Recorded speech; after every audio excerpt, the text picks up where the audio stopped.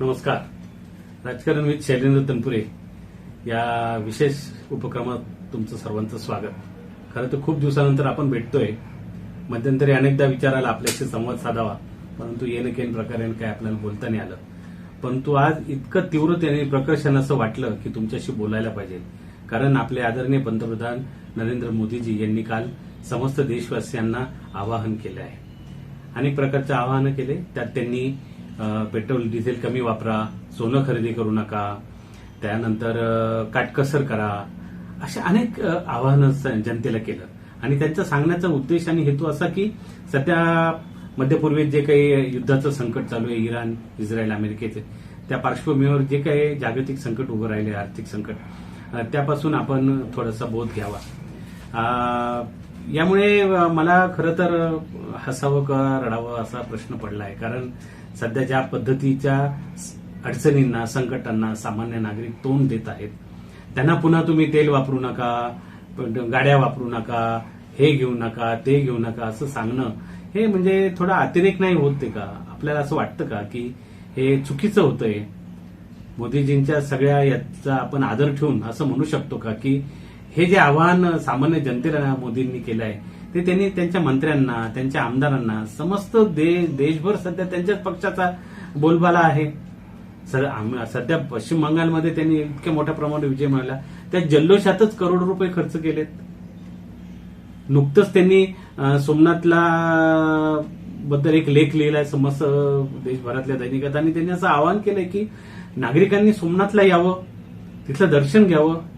अयोध्येचं राम मंदिर उभारल्यानंतर समस्त भक्तांनी, भारतीय जनता पक्षाच्या अनेक पुढाऱ्यांनी लोकांना तिथं त्यांच्याच पैशांनी, म्हणजे पुढाऱ्यांच्या नाही पण लोकांच्याच पैशांनी यात्रा घडवणं काम चालू केलंय. यातून आपण काय साधतोय? कोणता काटकसर चालली? मोदींनी जर आमदारांना किंवा मंत्र्यांच्या सांगितलं असतं, आवाहन केलं, पहिलं स्वतःपासून सुरुवात केली असती की आजपासून आम्ही या गोष्टी करणार आहोत, तर मला असं वाटतं लोकांनी मोदींना डोक्यावर घेतलं असतं.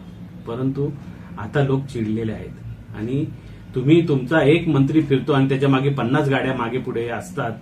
काही वाटत नाही आपल्याला की आपण हे कुणाला सांगतोय? ज्या लोकांनी तुम्हाला निवडून दिलं आणि सत्तेत बसवलं, ती सत्ता तुम्ही काटकसरीनं वापरा ना. एकेका कार्यक्रमाचा कोट्यावधी खर्च होतो. मंत्री ताफा घेऊन फिरतात, गरज नसताना परदेश दौरे केले जातात.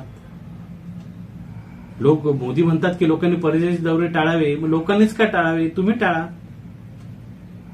हे बोललं का राग येतो लोकांना, काही भक्तांना.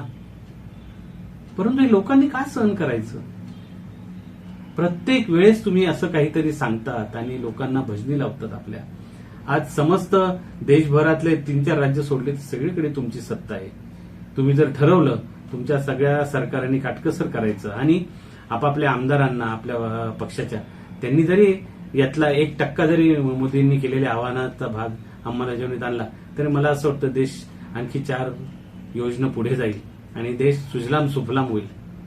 आपल्याकडे काय चाललंय आपण बघतो. आपण नाशिकात आहोत. नाशिकमध्ये सिंहस्थाचं काय मातेरं चालवलं आहे.